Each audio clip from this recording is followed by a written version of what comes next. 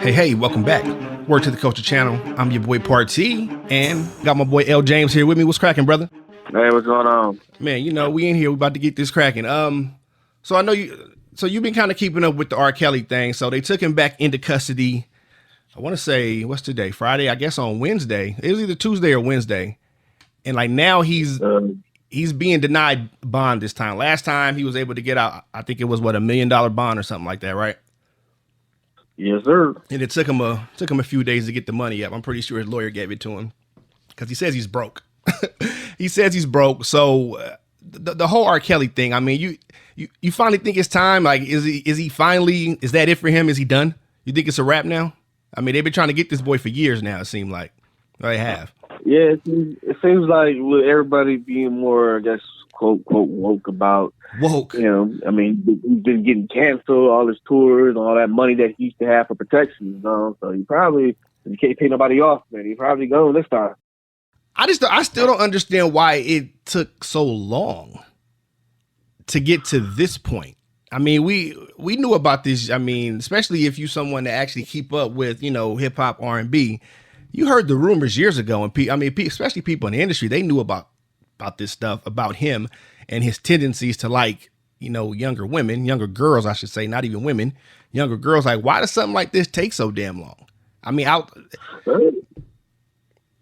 No, go ahead.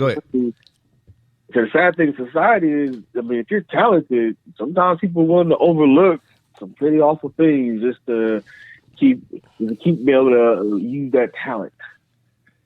So even with, say, Michael Jackson, I mean, you hear about the rumors that could have been stopped years ago. Bill Cosby, you heard about the rumors, but it could have been stopped years ago. But they were talented in what they did, and people, one, refused to believe, and then two, even when they kind of knew, they were still like, well, I still love Mike.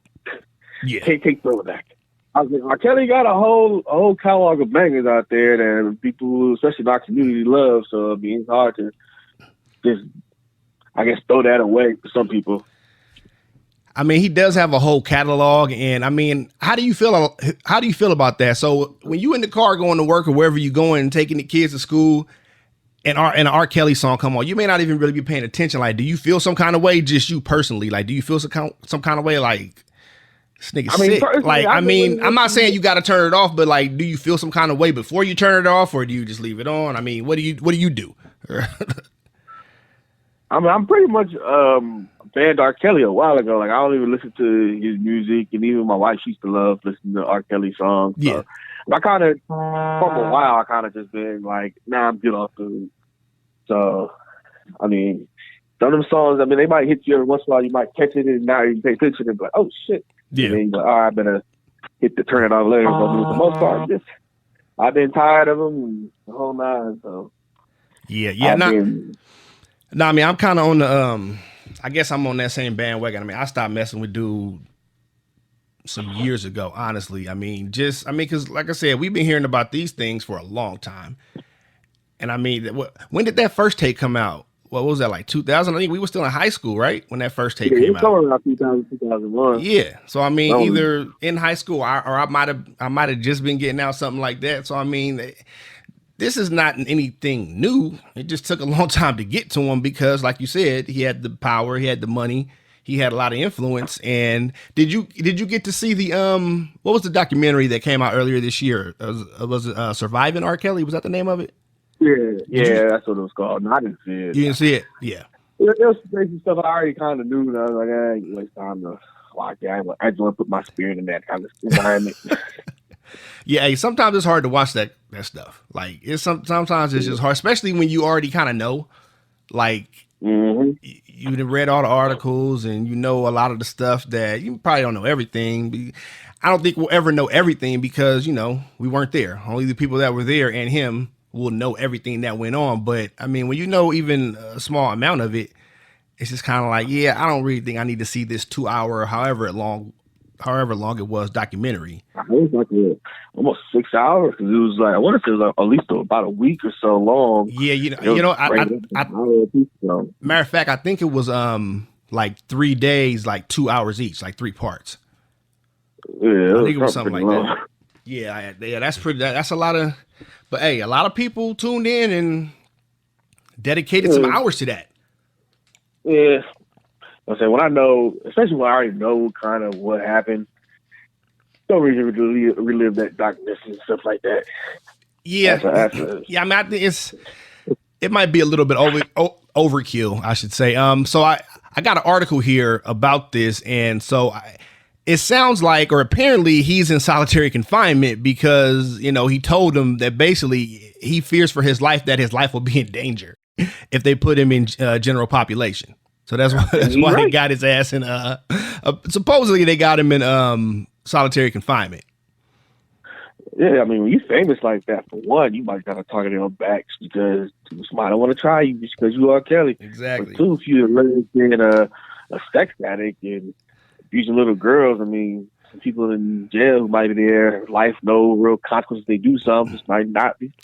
That's what do like that. Yeah. But you hit these little girls. See what a real nigga like. Yeah, and let's call him what he is. He's not just a sex addict. He's a pedophile. You messing with underage, whatever it is. That's what that makes you. So that's what he is. We ain't gonna just let him off like that and just call him because a lot of people are addicted to sex, but they're having it with people of their own age, or that are of age. So that's not just what he's doing or was doing. He's not doing it now because he's locked up. He might have it done to him at some point, but he's not doing it right now. While he's in there. Yeah. There's young men in there too, so who knows? Yeah, but they of age though. They should be. They're in prison. They're in penitentiary. Huh? Not everybody. But yeah, R. Kelly is 17 is considered of age for prison. Just not illegally for anything else you want to do in life. Yeah, but it's not. They don't. Yeah, but it's not a lot of them in there though. For the most part, you looking at 18 and older. Once you get to the penitentiary, because they don't really, a lot of times they don't like putting underage dudes in there with these grown ass men because they know what can happen. I mean, I guess unless you just did something really foul and it's like, all right, well, that's his punishment. But a lot of times they're not really trying to put you directly in there like that, or they kind of keep. Yes, I don't know how it works exactly, but I just know that you got to figure there's got to be a lot of 16, 17 young black men in jail for life for killing somebody, and they already close enough to age, and they got tried as an adult. So I don't know if they got put in adult prison or moved to juvie until they're 18. But then even you in juvie, you got 30 years, and these kids in juvie for 1 or 2 years might be a danger to them. So yeah, but I mean, that's why and I'm not speaking from personal experience, but I do have a brother who's been in and out of the system since he was 15, so I know a little bit about it. So they're not putting 15 to 16-year-olds in there like that, even for murder. Like sometimes they kind of work around that. And now once you're 18, you can get you get transferred, but yeah, it's not. I'm not gonna say there's no 16 to 17-year-olds in a maximum security or whatever. But that's when you've done something really really bad. That's when they send you with the big boys. You know what I mean? And not even all the time. There's so many loopholes in the justice system anyway. There's like, if you can afford to get out of something or a way around something, you can. But usually these young blacks, we can't afford that. So that's like, a lot of times why we get, into them type of situations, because it's just like they give you the public defender and that's it. And they don't give a shit about you either. That's exactly what I'm saying. Why R. Kelly didn't go in jail. He can afford to stay out there. Yeah, but I need more. He say he broke, so. Oh yeah, they didn't cancel almost all his source of income because now he's not putting up new albums. At least I can recall, even in the last like 3 or 4 years. So he's toured off his old stuff, and I keep hearing they cancel this show, cancel that show. So you got to figure each show that's almost at least $1 million. He's losing on, so he probably broke down. Yeah, and all the hush money he got to pay off. Yeah, he broke. Sometimes I just wonder about people, and because I'm sure you probably work with somebody or you've run into people that still defend R. Kelly, and they still listen to him, and I just kind of just wonder their mindset on that. And I know some people say you separate the artist from the person, but ultimately it's still the same person. He's still Robert Kelly. He's making the music and he's doing these vile things. So I don't really fly for me, to say people did the same thing, with Michael Jackson. Now, personally, I don't really think he did all that they said he did to these boys because, you know, it's been come out that a lot of people lie. A lot of them, their parents told them to lie. They were trying to get paid. Okay. Now, that doesn't excuse him having little boys over for sleepovers in his bed in their underwear. That does not excuse that. That's still strange. That I'm not, you know, that doesn't excuse that. So that one's very murky. I mean, who knows what happened there, but Michael Jackson was definitely a different guy. He was weird. That's weird to me. Yeah, I mean, but I said some people believe that since he was a star since childhood, with like 8 or 9, he just never fully mentally grew up out of it, especially for a long time. I believe that. He might have just used it as a kid. So I mean, it's strange, but it can be a little bit understood. However, I mean, like I said, people, because they like his music, they didn't even care a lot of times, at the time especially. Yeah. They didn't know at the time. Yeah. So they just didn't care. They're just like, well, you get dope. I like your music. I don't really care. Yeah. And that's sometimes just what it is. People don't care enough for stuff that don't really affect them or their family. I believe that to the fullest. I definitely believe that and that goes to say that about more than just, you know, these type of situations with music, with a lot of things. When things don't affect us at times, we tend to kind of look the other way. You know what I mean? So yeah, I definitely believe that. And I know we kind of got off topic here with Michael Jackson, but is there no one like? Well, I guess it's kind of the same thing with R. Kelly. You know, the people around him, they knew what was going on with R. Kelly, but they kind of turned away, right? Well, yeah, man, that's a real thing. Yeah, exactly. So, but the same thing with Michael Jackson is like no one steps in to tell you, okay, you probably shouldn't be having these little boys at your house like this without their parents and sleeping in your bed. You never know if someone tried to tell them, but at the end of the day, that's true. You try to tell your boss something, your boss just says, "I don't care." Yeah, that's true. You gonna quit, or you just be like, "All right, you don't care." I say what I'm saying. Sometimes you tell somebody something, but if they too rich or powerful, it just is what it is. They don't care. What can you do? That's true. That's true. I mean, it's unfortunate that, you know, all these things, that these types of things happen in general. Is just really unfortunate, but they do.